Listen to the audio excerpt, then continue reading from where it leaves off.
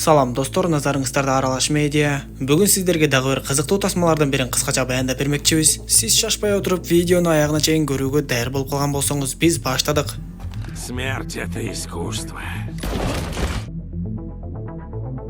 Тасманын башында эле Никс деген кыз менен таанышабыз. Учурда Скизм деп аталган атайын топ кооптуу оюндарды уюштуруп, чыныгы реалити шоу кылып элдин баардыгын кызыктырып жаткан болчу. Никс дагы дал ошол оюнга катышып калып, учурда өтө кооптуу оюнчулардын бири деп айтсак болот. Көрсө бул оюнга акча жана атактуулук үчүн көптөгөн оюнчулар катышып, бири-бирине аңчылык кылып өлүмгө тике карап эле өлтүргөндөн кайра тартпайт экен. Никс дагы ошондой каардуу оюнчуга айланып, азыркы учурга чейин аны эч ким өлтүрө албай ушунчалык атактуу болуп турган кези. Албетте мындай кооптуу оюндар мыйзамсыз болгону менен, оюнду уюштурган Скизм тобу баардыгын кылдаттык менен жазап элге тартуулайт. Ал эми кийинки көрүнүштө биз Майлз деген бала менен таанышабыз. Ал жөнөкөй эле офистердин биринде жетекчинин кол алдында оюндарды түзүп чыгуу боюнча иштейт. Бирок акыркы күндөрү иштери жакшы деле жүрүшпөй. Жумушу өтө кызыксыз болуп, бир тарабынан жетекчилиги кыйнаса, экинчи тарабынан кесиптештери менен деле мамилеси жакшы болбой жүрдү. Бирок кандай гана жагынан болбосун аракетин кылып, Нова деген бир кыз менен таанышып, аны менен да мамиле куруп көрмөкчү болуп калат. Ошентип күндөр өтүп, күндөрдүн биринде кечинде үйдө отурган кезде, адатынча отуруп алып ноутбугун күйгүзүп жанагы Скизмдин оюндарын көрө баштайт. Көрсө Скизм оюндары бир топ эле белгилүү болгондуктан көп элдер көрүшөт экен. Ал жакта чыныгы адамдар өлүп жатканы менен эч кимдин иши жок. Көрүүчүлөр жөн гана отуруп алып комментарий жазып, кумарларын кандырышат. Анда Майлз дагы жөн отурбай ал жака ар кандай комментарийлерди жазып, Скизмдин жетекчилеринин намысына тийгидей эле сөз айтып жибердиби айтор. Скизм дароо эле анын жеке баракчасына жазып, мындай сөздөрүң үчүн биз сени таап жазаңды колуңа беребиз деп жаза баштайт. Анда Майлз бул нерсени өтө деле олуттуу кабыл албай, мени кайдан тапмак элеңер деп ноутбугун өчүрүп телефонун чукуп жатып алат. Бирок Скизмдин хакерлери Майлздын дарегин дароо эле таап алыштыбы айтор. Эртең менен Майлз бейкапар уйкусунан ойгонсо, кимдир бирөөлөр эшикти каккылап жаткан болот. Майлз ордунан туруп барып аларга адашып калдыңар окшойт деп айтып, бирок ошол замат эле эч нерсе кылганга жетишпей калды. Не ошиблись?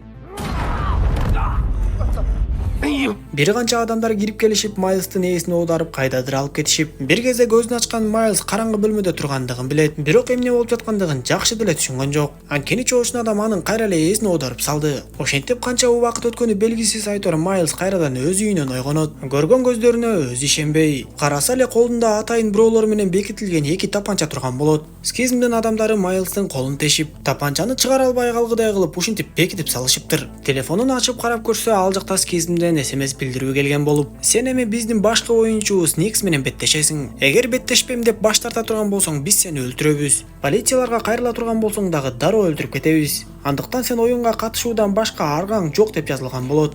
Парначексис.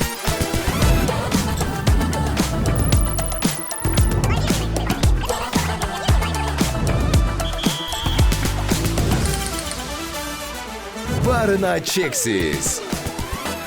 Дал ушул учурда Скизмди жетектеп турган Риктар деген адам Никске өзү байланышка чыгып, сен жанагы Майлз деген адам менен беттешке чыгышың керек. Ушул жолу аны өлтүрсөң, мен сени оюндан бошотом. Анан да мындан ары сенин артыңан полициялар дагы аңдыбай турган болот деп ишендирет. Көрсө, Никс ушундуктай согушчан кыз болгону менен деле ал Скизмдин адамдарынан коркуп оюнга аргасыздан эле катышып жүргөн болот. Ошол сунушту укканда Никс дароо сүйүнүп эле макул болот. Анткени керек болсо тапанча атканды билбеген Майлз ал үчүн оп-оңой олжо болмок. Дароо эле өзүнүн билген ыкмаларын колдонуп, полиция мекемесине кирип Майлз жөнүндө маалыматты билет да түптүз эле Майлздын дарегине жөнөйт. Майлз болсо бул кезде колуна орнотулган тапанчалардан улам, дааратканага кире албай, керек болсо шымын кие албай, эч нерсе кыла албай жатты. Ал кече күнү сүйлөшкөн кызы Новага дагы жолугабыз деп сөз берип койгон болчу. Эми эмне кылам деп айласы түгөнүп жаткан кезде эле күтүлбөгөн жерден Никс анын үйүнө кирип келип аткылай баштайт. Анда Майлз жашынганга жетишип калып, Никске кыйкырып эле, мен жөнөкөй адаммын. Менин колума жөн эле тапанчаны орнотуп оюнга катыштырып салышты. Сен мени атпашың керек деп айтканы менен, ал сөздөр Никске өткөн жокпу айтор.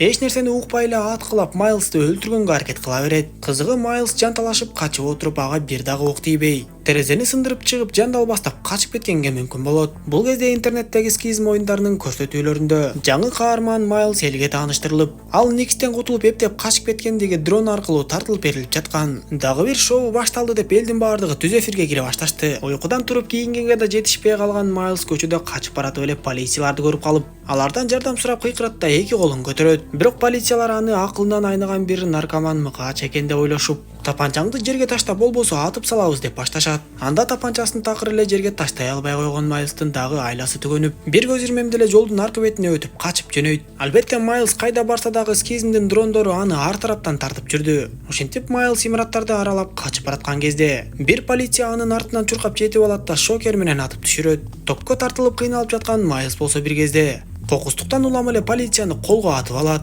Ордунан туруп барып полициянын тирүү экенин көргөн соң, андан ары эч кимге билгизбей качып кетип калат. Бир аздан соң эле ошол жерге Никс дагы жетип келип, көрсө ал атайын программа аркылуу Майлстын кайда жүргөндүгүн көрүп турат экен. Майлс болсо андан ары тынымсыз чуркап барып, Нова экөө бакчада жолугушмакчы болгондуктан Нова бакчада кечке күтүп отуруп акыры кетейин деп да калыптыр. Нова унаасын айдап жөнөп баратканда Майлс ага жетишип калып, аны таң калтырып эле унаасынын терезесинен секирип кирет. Арттан Никс кубалап келе жаткандыктан Майлс Нованы айдатып андан ары жүрүп кетип калды. Ал Новага иштин жайын түшүндүрүп бергенге аракет кылып, кокусунан эле Скизмдин оюндарына аралашып калгандыгын айта баштайт. Нова ага көп деле маани бербей жатса, Майлс ага эки тапанчасын көрсөтүп, булар менин колума орнотулган деп айтканча болбой эле. Нова коркуп кетип, бакырып Майлстын көзүнө уулуу газды чачыратып, Майлс эптеп унадан түшсө, Нова качып кетип калат.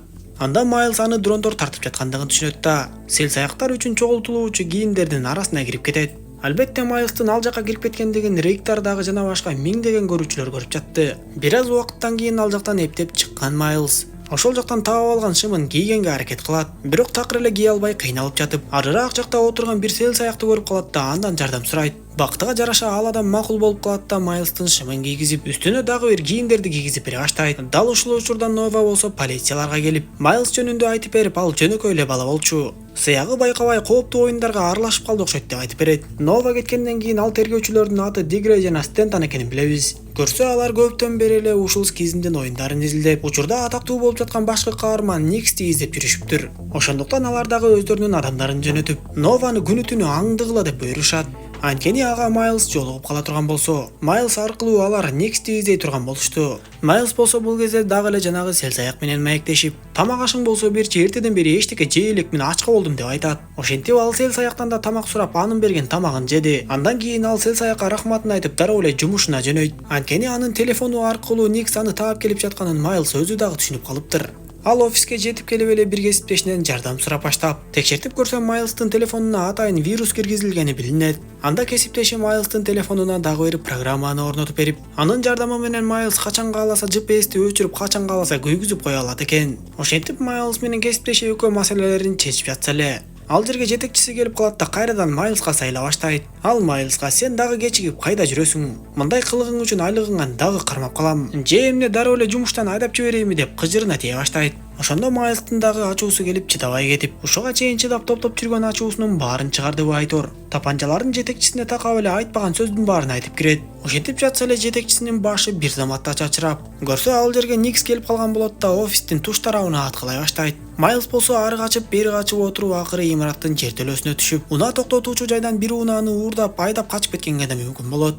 Албетте Никс дагы жөн калып калган жок. Ал дагы мотоцикли менен артынан жетип барып, Майлс айдап бара жаткан унаанын үстүнө чыгып эле Майлстын жүрөгүн түшүрүп көргүлүктү көрсөтмөкчү болуп калат. Дал ошол учурда Майлстын унаасы башка унаа менен кагышып кетип, Майлс унаадан түшүп качып отуруп кайрадан башка имараттын жертөлөсүнө кирет. Никс арттан кубалап келгенде Майлс ага кайра эле түшүндүргөнгө аракет кылып, бирок Никс эч нерсени угуп түшүнүп коеюн деген деле ою жок. Ошондо Майлс дагы ага каршы турганга аракет кылып, анын тапанчасынын огу газ түтүгүнө тийип калганда жарылуу пайда болот. Ошондо гана Никстин көзүнөн жаш агып эле бир нерсени эстеп кеттиби Айтор ордунда токтоп калды. Көрсө анын апасы кичинекей кезинде жарылуудан улам көз жумган экен. Мүмкүнчүлүктөн пайдаланган Майлс болсо ошондон ары качып жок болуп кетет. Ошентип эмне кылаар айласы түгөнүп кайра эле көчөдө калган Майлс Новага телефон чалат да: "Мен шаардан кетейин деп жатам. Эгер бул өлкөдөн чыгып кетпесем, мага тынчтык жок" деп баштайт. Бирок Нова ага эч жака качпай, тескерисинче полицияларга барып кармалып бер деген кеңешин айтат. Ошентип сүйлөшүп жатышса эле Нованын жанында Рейктар адамдары менен пайда болуп, аны кармап кетишет да Рейктар Майлска: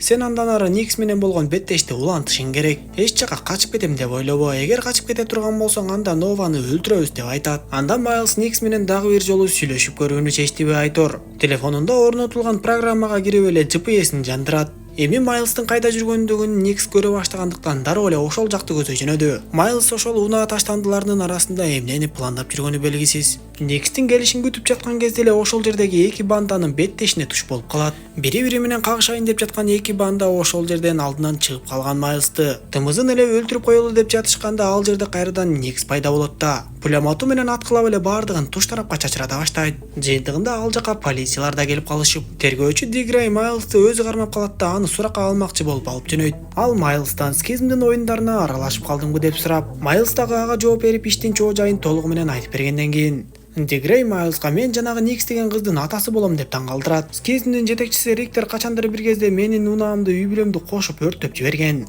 Ошондон бери өч болуп калганбыз. Бардыгы өлүп кетип бир гана кызым Никс тирүү калды. Бирок ал дагы оорукчан болуп калып ушинтип скизм оюндарынын курмандыгына айланды деп айтып берет. Менин максатым ошол Риктерди кармап, скизм оюндарын токтотуп анан да кызымды айыктырып алышым керек. Никс болсо апасын ким өлтүргөнүн билбейт. Бирок полициялар менен көбүрөөк көйгөйү болгондуктан ушинтип ушундай жолго түшүп кетти деп айтып берет. Ошентип сүйлөшүп жатканда эле Дигрей жанындагы унаа айдап бара жаткан кесиптешине "Биз башка жака келип калдык го, сен кайда айдап бара жатасың?" деп сураса, кесиптеши унчукпай эле Дигрейди башка атып өлтүрүп салат. Көрсө кесиптеши эч ага эле Риктерге сатылып кеткен болот. Ошол адам Майлсты кайрадан Риктер менен сүйлөштүрүп, ал болсо Майлска "Сен Никс менен беттешиңди улант. Антпесе эмне болорун жакшы билесиң" деп дагы бир жолу эскертип, аны кайрадан эле ошол жерге калтырып кетип калышат. Бирок Майлс өзү жанагы программанын жардамы менен Нованын кайсыл жерде жүргөндүгүн аныктайт да. Тезинен ошол жака жетип барат. Албетте ал Нованы издеп келе жатканын Риктер дагы көрүп турду. Ошондуктан чоң унаанын артын ачып жиберишет да. Нованын башына кап кийгизилип тургандыгын көрсөтүп, айтканды укпасаң ушундай болот деп эле Нованы башка атып салат да качып кетип калат.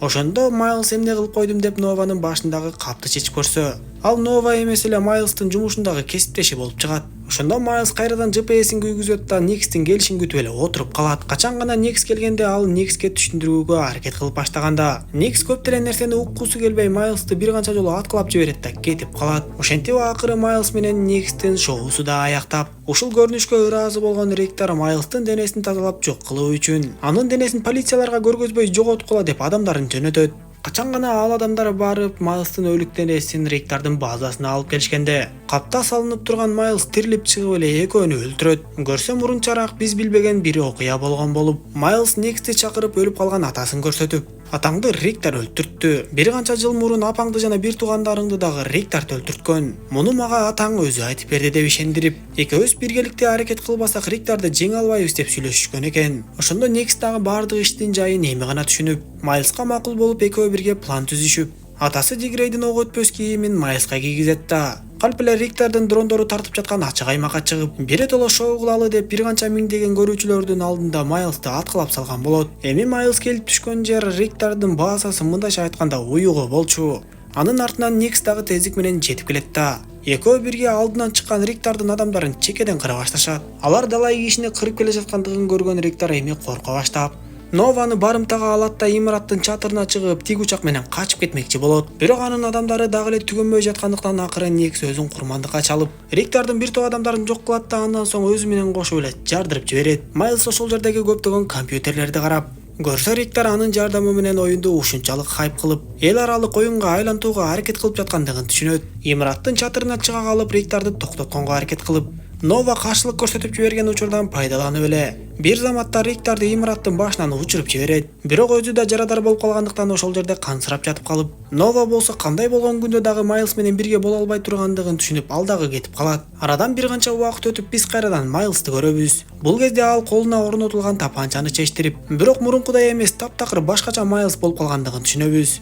Эми ал чыныгы өлтүргүчтөрдөй болуп эле куралды өзү кармап, скизм оюну дагы эле токтобой башка өлкөлөрдө уланып жаткандыктан, ошол оюнду уюштуруп жаткан башкаларды да таап жазасын бермекчи болуп, мындай кооптуу оюндарды уюштургандарды түп тамыры менен жок кылмакчы болуп жөнөйт. Тасма дал ушундайча соңуна чат достор. Видео жаккан болсо мага жакты белгисин басып, дос тааныштарыңыз менен бөлүшүп койгонду унутпаңыз. Кийинки видеолордон көрүшкөнчө аман болуңуздар.